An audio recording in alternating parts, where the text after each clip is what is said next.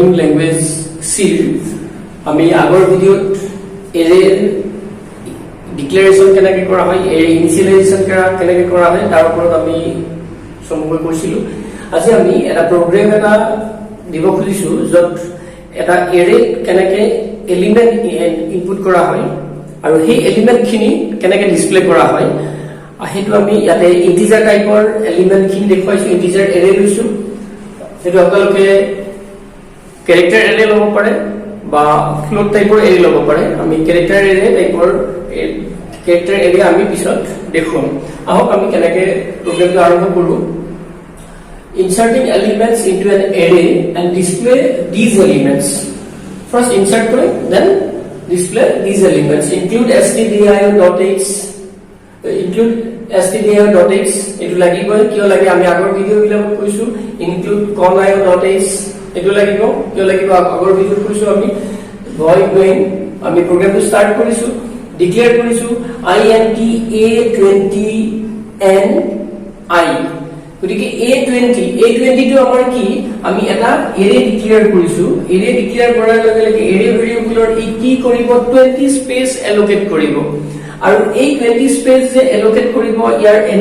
এটো কি index two কোৰ পৰা ষ্টাৰ্ট হয় 0 বা সাবস্ক্ৰিপ্ট টু এটো 0 ৰ পৰা ষ্টাৰ্ট হয় 0 1 2 এনেকৈ যাব 3 4 গৈ লাষ্টত এটো কিমান হ'ব 19 হ'ব যেহেতু এটো 0 ৰ পৰা ষ্টাৰ্ট হৈছে তাৰ পিছত আমি n লৈছো n2 লৈছো আমি কিমানটা এলিমেন্ট ইউজাৰে ইনপুট কৰিব বিচাৰে number of elements and i2 লৈছো ইনডেক্স টু কন্ট্ৰোল কৰাৰ কাৰণে কোনটো এলিমেন্ট কোড হ'ব এই i2 লৈছো ইনডেক্স খিনি বুজোৱাৰ কাৰণে i2 লোৱা হৈছে এতিয়া আমি যে এই ভেৰিয়েবল ডিক্লেয়াৰ কৰো এই ভেৰিয়েবল ডিক্লাৰেচন কেতিয়াবা আমাৰ কি হয় যেতিয়া আমাৰ ডাঙৰ প্ৰগ্ৰাম হ'ব আমাৰ সেই প্ৰগ্ৰাম বিলাকৰ ক্ষেত্ৰত কেতিয়াবা আমি ষ্টাৰ্টিংত গোটেই ভেৰিয়েবল খিনি ডিক্লাৰেচন কৰিব নোৱাৰিব পাৰো আমি ডিক্লাৰেচনটো আসলে সিস্টেমটো কেনেকৈ আমি যেটো ভেৰিয়েবল ইউজ কৰো সেই ভেৰিয়েবলটো ডিক্লেয়াৰ কৰিব পিছত আমি ডিক্লেয়াৰ কৰিব পাৰো পিছত মানে আমাৰ প্ৰগ্ৰামটো ষ্টাৰ্টিংত এতিয়া আমি এই প্ৰগ্ৰাম বিলাক যদি আমি .c হিচাপত সেভ কৰো তেতিয়া আমাৰ ভেৰিয়েবল ডিক্লাৰেচন এটা বিগিনিং অফ দ্য প্ৰগ্ৰাম লাগিব আমাৰ আৰু আমি .cpp দিও .cpp মানে C++ আমি হিসাবত যদি সেভ কৰো প্ৰগ্ৰামটো তেতিয়া এই ডিক্লাৰেচনটো আমি যত লিখিব পাৰো আমি কিন্তু ডিক্লাৰেচনটো যত লিখিলেও তাৰ পৰাহে আমাৰ ভেৰিয়েবল খিনি এভেইলেবল হ'ব ফৰ ইউজিং আৰু আমি তাৰমানে যত আমি ইয়াতে যদি ইউজ কৰো তাৰ পিছৰ পৰাহে আমাৰ ভেৰিয়েবল খিনি কি হ'ব উপলব্ধ হ'ব এভেইলেবল হ'ব আমি ব্যৱহাৰ কৰাৰ কাৰণে ইউজ কৰাৰ কাৰণে এতিয়া আমি .cpp নকৰাই ভাল আমি কি কাৰণে C ল্যাঙ্গুৱেজ প্ৰগ্ৰাম কৰিছো আমি C++ কৰা নাই গতিকে এতিয়া আমি কি কৰিছো enter the number of elements কেইটা নাম্বাৰ এন্টাৰ কৰিব বিচাৰে ইউজাৰক হেতু সুধা হৈছে আমি ধৰি লৈছো ইউজাৰে হেতু নাম্বাৰ অফ এলিমেন্টস আমি কি বুলি কৈছো n = 3 আমাৰ ভেৰিফিকেশন আমাৰ সুবিধাৰ কাৰণে আমি নাম্বাৰটো কৰি লৈছো এতিয়া এনৰ ভ্যালু পালো এন্টাৰ দ্য এলিমেন্টস এতিয়া এলিমেন্ট খিনি এন্টাৰ কৰিব এলিমেন্ট খিনি এন্টাৰ কেনেকৈ কৰিব আমি I = 0 i2 0 কিয় লোৱা হৈছে i2 হৈছে তাৰ starting point index or starting to কি 0 ৰ পৰা হৈছে then আমি এটা for loop কৈছো 0 less than 3 n ৰ ভ্যালু কিমান 0 less than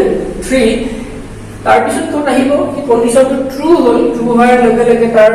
for loopৰ বডিত আহিব আৰু for loopৰ বডিত মানে ইয়াতে আমি কোনো ধৰণৰ কি ইয়াতে ব্ৰেকেট দিয়া নাই কাৰণ এটা স্টেটমেন্ট থাকিলে এই ব্ৰেকেটটো নিদিলে হয় অপচনেল গতিকে ইয়াতে আহিব স্ক্যানত আহিলে কি কৰিব এই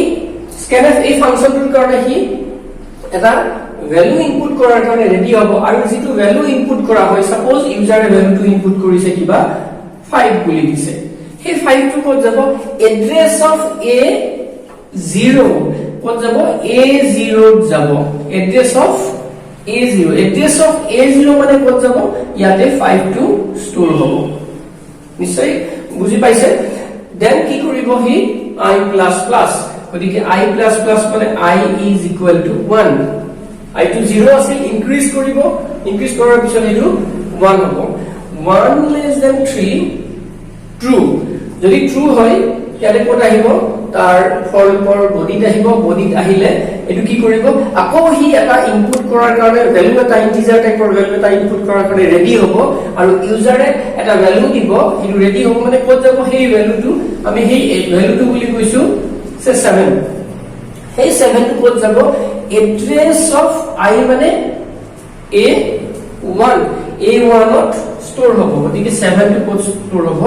A1 ত স্টোৰ হ'ব A1 ৰ এড্ৰেছত মানে তাতে এইটো লোকেশনত স্টোৰ হ'ব then I is equal to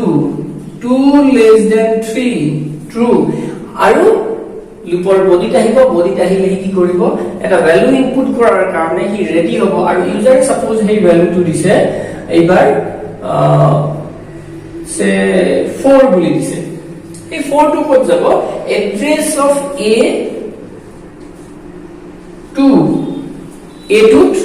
4 টো স্টোৰ হ'ব গতিকে ইয়াতে আহি 4 টো স্টোৰ হ'ল নিশ্চয় বুজি পাইছে তাৰ পিছত I টো ইনক্ৰিজ হ'ব I টো ইনক্ৰিজ হলে I is equal to 3 less than 3 false হলে ই লুপৰ পৰা ইয়াৰ পৰা ওলাই গুচি আহিব তাৰ মানে আৰু ইনপুট কৰিব নিদিয়ে আমি প্ৰগ্ৰামটো এনেকৈ লিখিছো যাতে ইউজাৰ কিমানটা তিনিটা ভ্যালু ইনপুট কৰিব বিচাৰিছে গতিকে তিনিটা ভ্যালুতকে বেছি ইনপুট হ'ব নোৱাৰে এতিয়া আমি কি কৰিছো সেই এৰেটো কেনেকৈ আমি ডিসপ্লে কৰিম the array elements are এটো কি দিয়া আছে /n এই /n এটা এস্কেপ সিকোয়েন্স বুলি কোৱা হয় হেতুৰ কাৰণে কি হয় কাৰ্সৰটো যেতিয়া আউটপুট স্ক্ৰিনলৈ যায় সেই আউটপুট স্ক্ৰিনৰ পৰা স্ক্ৰিনৰ যে কাৰ্সৰটো ক'ত যাব নেক্সট লাইনত যাব এটো নিউ লাইন ক্যাৰেক্টাৰ বুলি কয় এটো কি বুলি কয় নিউ লাইন ক্যাৰেক্টাৰ বুলি কয় গতিকে কাৰ্সৰটো ক'ত যাব নেক্সট লাইনত যাব আউটপুট স্ক্ৰিনৰ এতিয়া এইখিনি কি কৰিব এতিয়া আকৌ ফৰ লুপটো ষ্টাৰ্ট হৈছে আমি এই ফৰ লুপটো ক'ত দেখুৱাম এইটোকে দেখুৱাইছো আমি আকৌ ফৰ এইখিনি আগৰখিনি নিশ্চয় আপোনালোকে বুজি পাইছে আৰু এইখিনি থাকিলে কিবা আপোনালোকে লিখি ল'ব পজ কৰি এতিয়া আমি কি কৰিছো আকৌ এই ফৰ লুপ আহিছো ডিসপ্লেৰ কাৰণে ফৰ লুপটো আহিলে এটো কি কৰিব I is equal to 0 হ'ব 0 less than কি হ'ব 3 true গতিকে কি কৰিব ইয়াতে হ'ব এইটো ডিসপ্লে কৰিব কি AI মানে A0 ৰ ভ্যালুটো ডিসপ্লে কৰিব A0 ৰ ভ্যালুটো ডিসপ্লে কি আছে A0 ত কি আছে 5 আছে এই আউটপুটত কি কৰিব 5 টো এনেকৈ ডিসপ্লে কৰিব 5 টো ডিসপ্লে কৰিলে 5 টো ডিসপ্লে কৰাৰ পিছত কি হ'ব /t এই আউটপুট স্ক্ৰিনত এটো এটা এস্কেপ সিকোয়েন্স এটা /t মানে যেটো কাৰ্সৰটো নেক্সট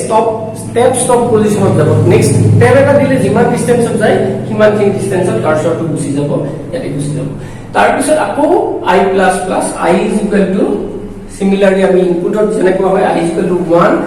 1 less than 3 true হলে কত আহিব ইয়াত আহিলে কত যাব ওৰ পৰা ভ্যালুটো ডিসপ্লে কৰিব A1 ৰ ভ্যালুটো হি ডিসপ্লে কৰিব A1 ৰ ভ্যালু কি আছে 7 টো হি ডিসপ্লে কৰিব এটো আমি আউটপুটৰ কথা কৈ আছো ডিসপ্লে কৰা 7 টো ডিসপ্লে কৰিব 7 টো ডিসপ্লে কৰাৰ পিছত কি কৰিব আকৌ I++ কৰিব I++ মানে I is equal to 2 less than 3 true এইবাৰ A2 ৰ ভ্যালুটো ডিসপ্লে কৰিব A2 মানে কিমান আছে 4 আছে 4 টো হি ডিসপ্লে কৰি আউটপুট স্ক্ৰিনত এনেকৈ দিব তাৰ পিছত /t হ'ব তাৰ পিছত আকৌ I++ I is equal to 3 less than 3 false হলে ইয়াৰ পৰা ওলাই আহিব কাৰণ আমাৰ আৰু ইনপুট আমাৰ ডিসপ্লে কৰিবলগীয়া ভ্যালু নাই গতিকে হি আৰু তাৰ পৰা ওলাই আহি ইয়াতো আমি কি দিছো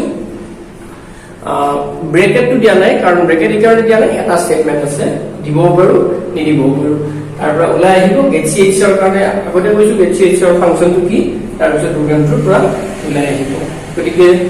এনেকৈ আমি কি কৰিব পাৰো এৰে এটা আমি এলিমেন্ট ইনপুট কৰিব পাৰো আৰু